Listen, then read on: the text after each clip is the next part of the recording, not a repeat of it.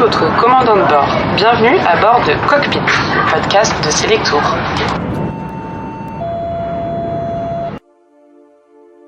Salut, je m'appelle Kevin et je vais vous parler de l'Afrique du Sud.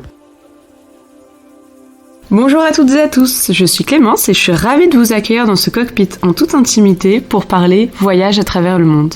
Dans chaque épisode, on découvrira une destination au travers de récits de voyage, d'anecdotes, d'interviews et de conseils aux voyageurs. Aujourd'hui, je vous emmène en Afrique du Sud. C'est un pays fascinant qui combine une riche diversité culturelle avec plus de 11 groupes ethniques et autant de langues officielles.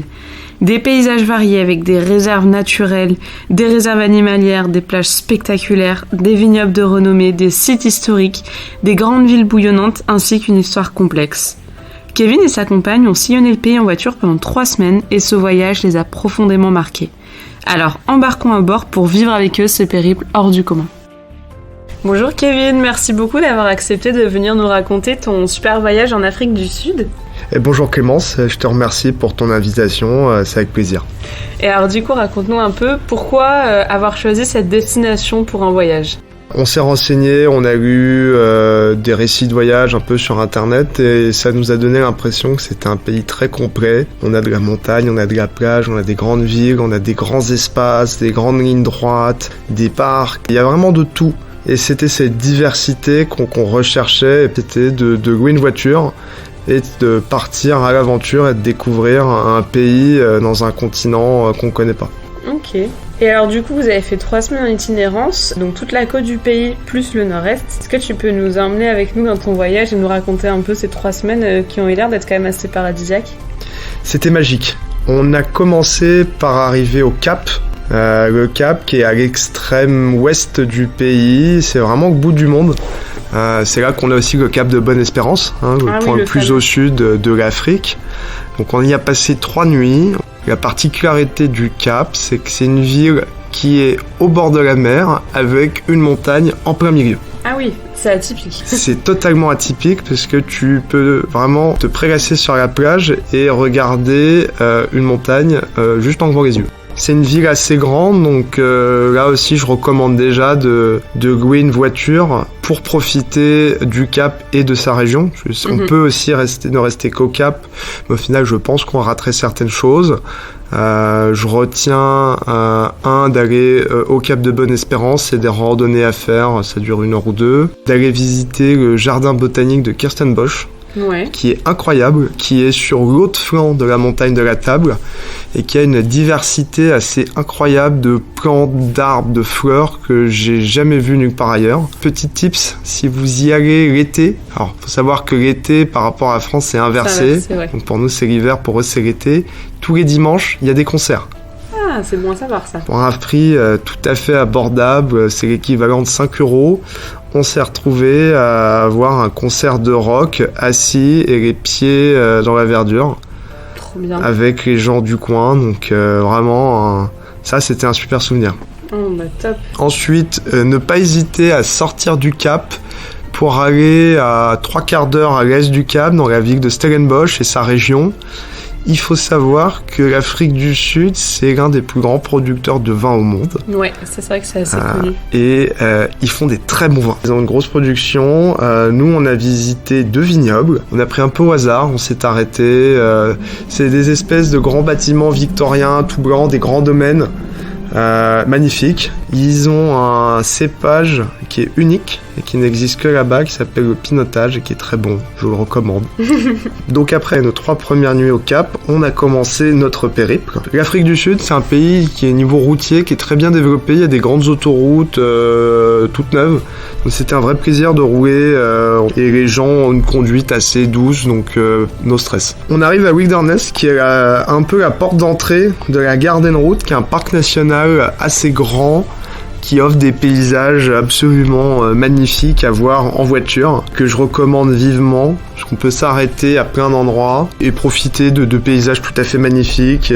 Pour ceux qui aiment la rando, il y en a à foison. Pour ceux qui aiment le kayak, la randonnée, l'escalade, il y a de tout. Et c'est en ça que l'Afrique du Sud, c'est un pays magnifique, c'est qu'on peut faire tout ce qu'on veut. Pour ceux qui aiment le surf, je vous invite à vous diriger vers Jeffreys Bay, qui est un vrai spot de surf connu des surfeurs. Ensuite, on s'est dirigé vers le parc national Ado Elephant Park, qui était notre première étape dans l'Afrique du Sud des animaux.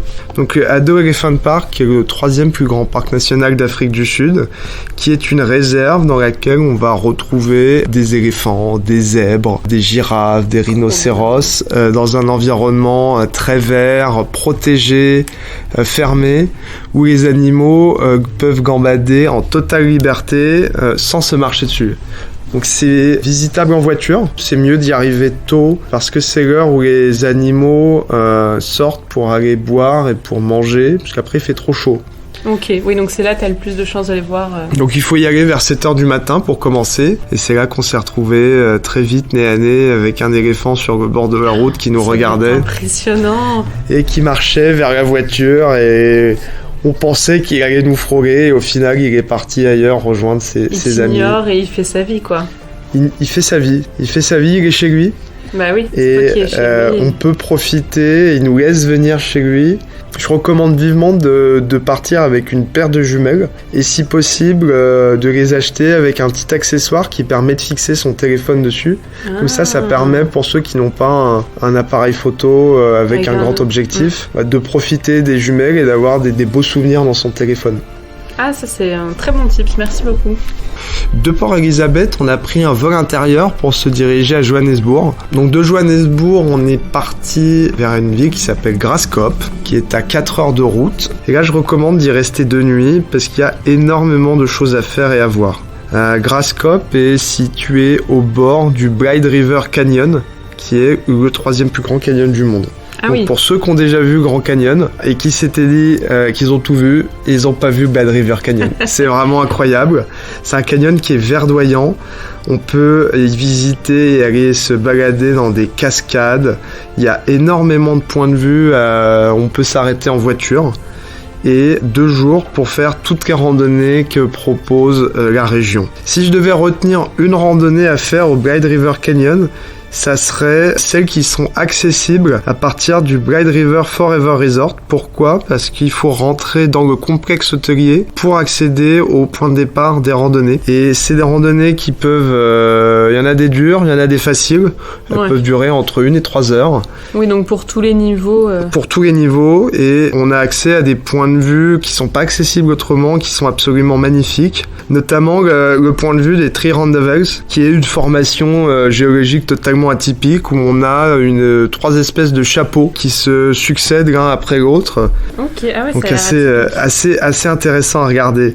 Pour vos nuits à Graskop, je conseille vivement de réserver un restaurant parce que ça reste un tout petit village au milieu de nulle part et il y a à peu près 2 restaurants. Et alors après Graskop, où est-ce que vous avez continué votre aventure ? Après Graskop, on a entamé notre périple et notre principale destination. Si je devais retenir une destination, c'est le parc Kruger. Parce que le parc Kruger, c'est absolument magique. On a pu voir ce qu'on appelle le Big Five, qui sont les 5 plus connus. On a le lion, l'éléphant, le buffle, le rhinocéros et le léopard. On a vu les 5, on a même vu les 8 parce qu'on pourrait rajouter les hyènes, on pourrait rajouter les girafes, faut penser aux petits impalas aussi qui se baladent en troupe et qui sont magnifiques. Et on est passé de longues heures arrêtés au bord de la route à regarder ce qui se présentait à nous. Parce qu'encore une fois, c'est ce que nous a raconté un guide dans le parc Kruger, c'est que c'est les animaux qui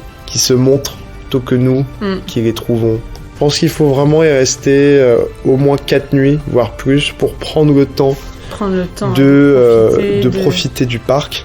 Il est immense. On a vu des lions, on a vu des léopards. Les léopards, ils sont assez durs à trouver parce qu'ils dorment dans les arbres. Donc il faut avoir l'œil. Les rhinocéros et les éléphants, ils sont assez massifs, donc c'est assez facile de les trouver. On a passé des heures à les regarder. C'est incroyable. Ça doit être émouvant de voir ça. Ouais. J'avais la petite larme à l'œil la première fois que je les ai regardés. Ouais. On a fait un morning walk Le morning walk, c'est une marche qui commence au lever du soleil et avant le lever du soleil, dans le bush, qu'ils appellent le bush, c'est la savane. Ouais. C'est très vert. Ça ressemble pas forcément à ce que moi j'avais, l'image de l'Afrique, c'est des grandes plaines avec une terre rouge. L'Afrique du Sud, c'est très vert. D'accord. On a fait aussi un safari en voiture de nuit. Pourquoi de nuit ? Parce que c'est l'heure où les félins sortent. Parce qu'il fait trop chaud la journée. Donc c'est là qu'on a vu des lions, on a vu des hyènes et c'est là où on a vu les léopards. On est parti directement à Johannesburg. C'est une ville qui est très grande, donc il faut pas hésiter à sélectionner les endroits où on a envie de se rendre. Nous, on a fait le choix d'aller visiter Soweto, qui est le plus grand township d'Afrique du Sud, qui est aussi grand que Paris. Et on l'a visité avec des guides à vélo. Township, c'est les bidonvilles, c'est ça ? Townships, c'est les anciens quartiers où ne pouvaient vivre que les populations noires. D'accord. À l'époque de l'apartheid. Et justement, c'est vrai que l'Afrique du Sud, c'est un pays qui a une histoire qui est très marquante, avec notamment l'apartheid. Est-ce que tu ressens encore les conséquences et le poids de cette histoire aujourd'hui quand tu visites le pays ? Oui, vraiment. Je dirais que peu importe l'endroit où on est en Afrique du Sud, on ressent vraiment ce clivage entre les populations blanches et les populations noires. D'un côté, les populations blanches qui vivent dans des quartiers sécurisés, très propres, avec des belles maisons et des grosses voitures. Et de l'autre, les populations noires qui vivent dans des bidonvilles, faut le dire. C'est vraiment insalubre. Je recommande aussi de pas hésiter à discuter avec les gens, avec des blancs et avec des noirs, pour se faire sa propre idée de ce qu'a été l'apartheid. Ça a duré quand même 50 ans. Ça permet de se rendre compte des différences de point de vue, parce que l'histoire n'est pas la même selon qui la raconte. Voilà.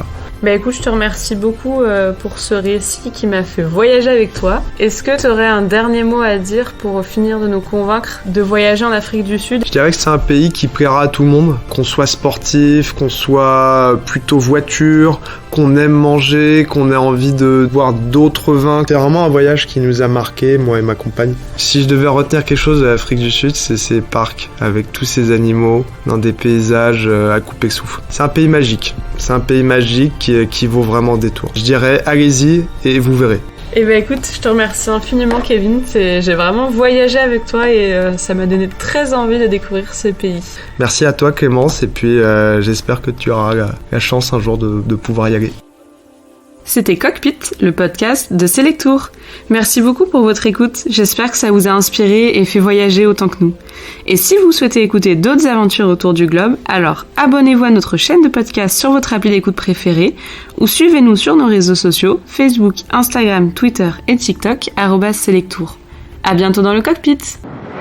Ici votre commandant de bord. Nous venons bien d'atterrir en Afrique du Sud et la température extérieure est de 31 degrés Celsius.